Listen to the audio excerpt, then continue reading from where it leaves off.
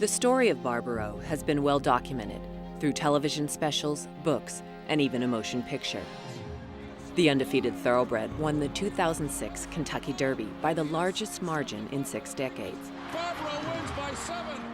Only to shatter his right hind ankle just strides out of the gate in the Preakness. Less than an hour later, he was on his way by ambulance to the University of Pennsylvania's New Bolton Center, where the next day, he spent more than 6 hours in an operating room to stabilize the joint with 23 screws and a metal plate. For most of the public, those whose contact with horses is limited to pony rides, Barbaro seemed on his way to recovery. But those who know about horses knew the truth. Barbaro's real fight for survival began the moment he woke up from surgery. Through the summer, fall, and winter, the last 3 seasons of Barbaro's young life, HRTV documented his fight through a series of interviews with veterinarian Dean Richardson, the man who helped him through the battle to live against an uncompromising foe. Barbaro was never out of danger from the disease that would ultimately be the deciding factor to end his life. It was a threat that was present at the start, so ominous it was included in the very first press release put out by New Bolton, the first day after his initial surgery. Laminitis, an excruciatingly painful inflammation of the inside of the hoof, was no stranger to the destruction of champions, Secretariat and Sunday Silence among them. Barbaro seemed to hold the threat at bay, in much the same manner he held off his competitors. The daily updates issued by the university became so mundane that by mid-June they were now issued weekly. Everything was progressing better than anyone had hoped. On July 3rd, Barbaro's cast was changed for the second time. But 3 days later, the colt wasn't comfortable, and the cast was changed again. The July 6th briefing also reported an abscess in his uninjured left hind foot. And with it, the dreaded word reappeared. The first time since the week after the injury, the possibility of laminitis was raised. 1 week and 3 more surgeries later, Dr. Richardson confirmed his fears had been realized. Barbaro was now in a race for his life. The most feared complication from the outset for this horse was that he would develop laminitis on his good foot, and the horse has suffered an acute, rather severe bout of laminitis in his left hind foot. And I know there's a lot of wild speculation that the reason we were doing this is because the horse is being put down, humanely destroyed, euthanized, whatever word you choose to use. Right at the moment, that's not the case. I don't want to put a percentage on it. I would say poor. I'd be lying if I said anything other than poor. It's very guarded at this point. As long as the horse is not suffering, we're going to continue to try. We think that if we can keep him comfortable, it's worth the effort. We're putting a lot of work into this horse. Everyone is, so I think that might make a difference.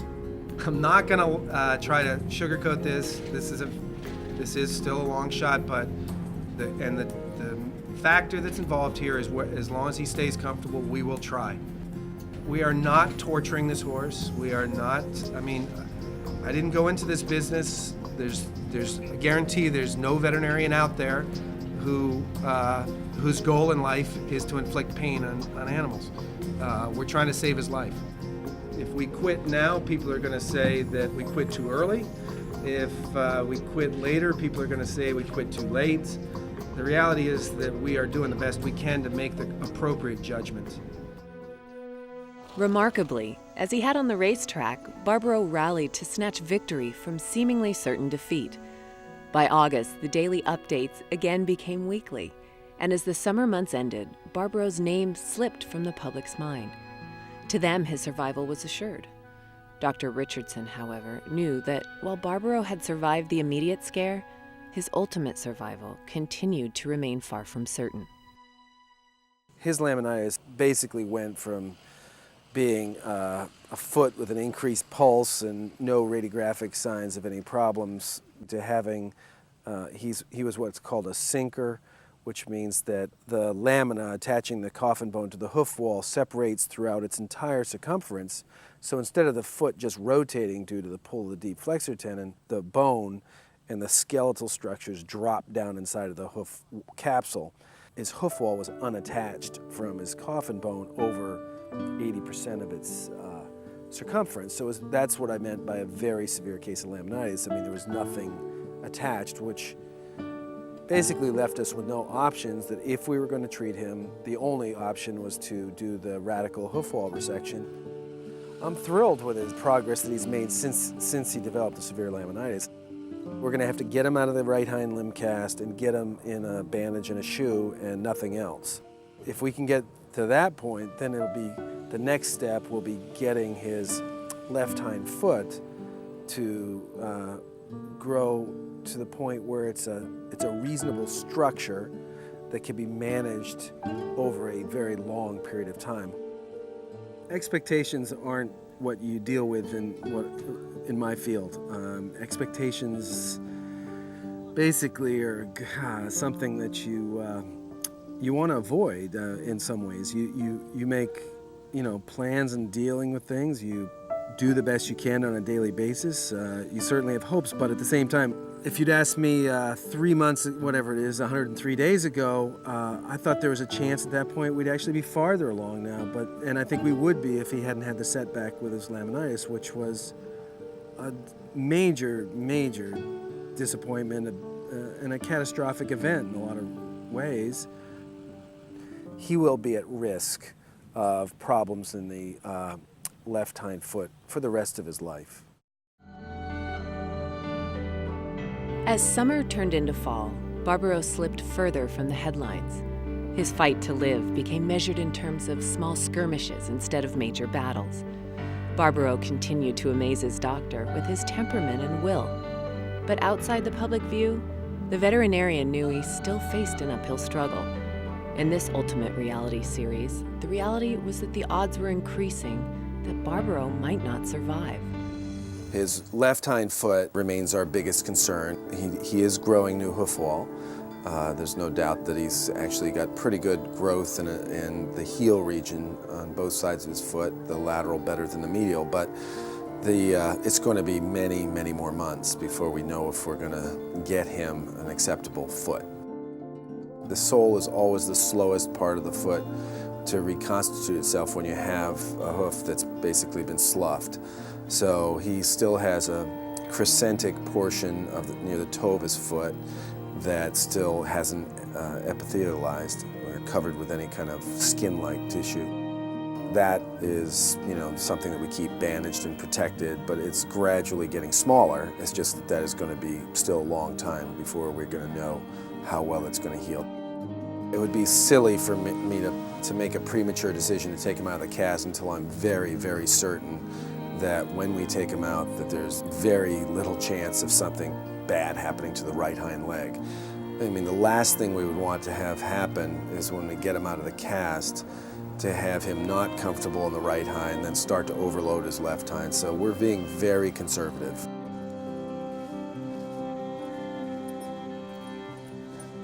Do I wish that we were farther along? I mean, I think everybody involved in this case wishes we were much farther along, but nature is nature, and I can't alter too much of biology. We're lucky probably to be this far. I mean, I take it literally day by day. He overall looks very good right now. I mean, he's like I say, he's putting on weight and his attitude's great, he's eating well. But again, it's still day by day. I mean, there's still any day something bad could potentially happen, and we've emphasized that over and over again, but that's true with any horse. I mean, anyone who owns horses knows that any day something bad can happen. Through late fall and early winter, Barbaro's right hind leg, the one so grotesquely shattered in the Preakness, continued to heal. On November 6th, the cast was finally removed, leaving Barbaro's leg disfigured but pain-free, functioning and supporting his weight.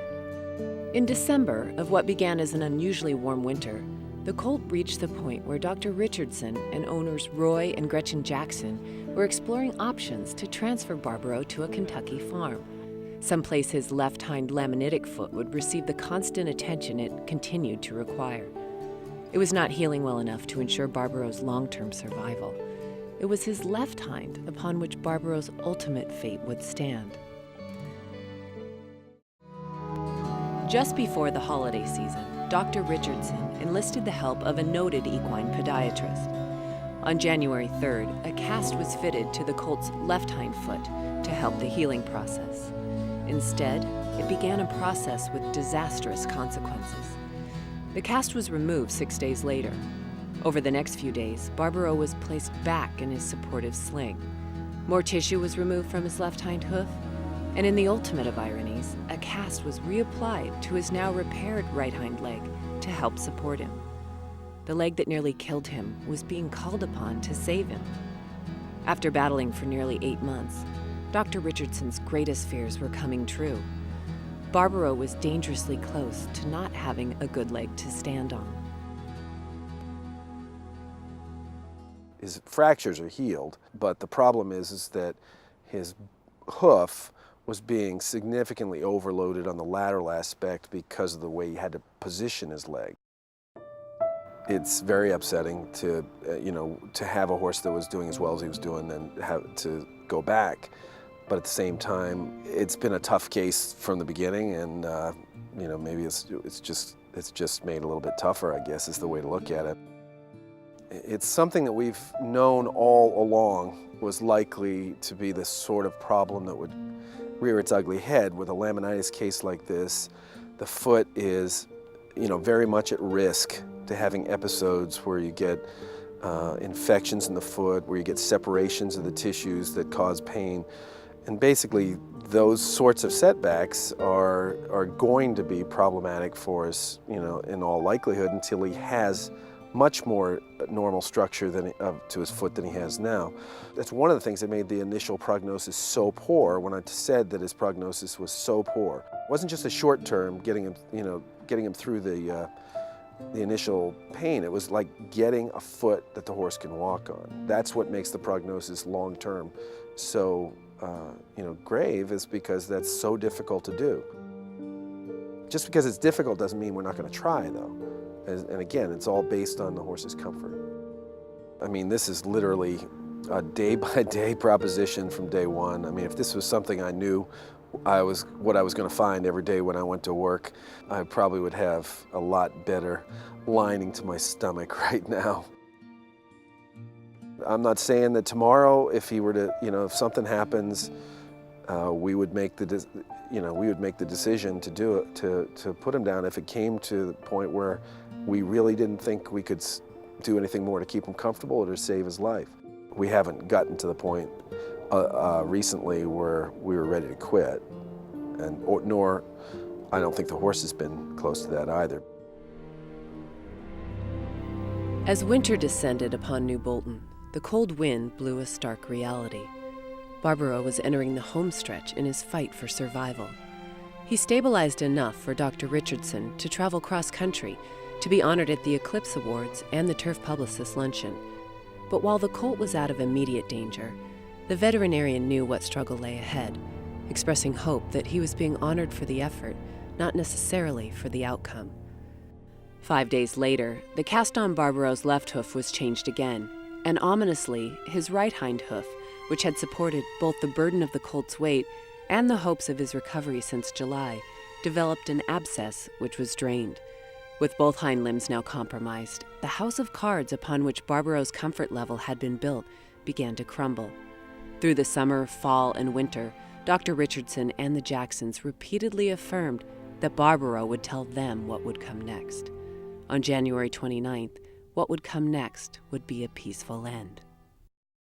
The decision to put Barbaro down this morning really hinged on what we said all along our decision was going to be based on. That is to say, whether or not we thought his quality of life was acceptable and whether or not we had any reasonable prospect of getting him to live an acceptable quality of life. Things happened very quickly in the last couple of days, and probably the thing that's pushed us over the top were two things. One is that last night, really for the first night ever, he really struggled with, what he was doing. He didn't feel comfortable enough to lie down. He wasn't comfortable standing up. We had him in and out of the sling several times, trying to get him down and up. And the bottom line is, he was just he was a completely different horse. And our statement, our belief, our goal from the beginning was to do what was right for the horse. This morning, after discussing all the complications that existed this morning with the Jacksons, I really didn't think it was appropriate to continue with his treatment because the probable outcome was just so poor, and he would have to go through basically an unmanageable amount of discomfort. The biggest thing that had happened in the last 24 hours is that he did develop fairly severe laminitis in both front feet, so that essentially left him with not a good leg to stand on, and that was just not going to work out in the long run. The final setback was just basically too much, and his overall condition suddenly worsened to the point where it wasn't fair to go on. We knew that he had some issues going on for a couple of days. The fact remained is that we knew we had big hurdles to overcome to get him comfortable in a very long-term manner, which is really what we're shooting for. The discussion on Monday morning was actually not that long a discussion because we'd already broached the subject. My job was just to explain that I thought we'd reached that point. It wasn't a difficult decision in terms of choosing between A and B. Actually getting the words out of your mouth is hard.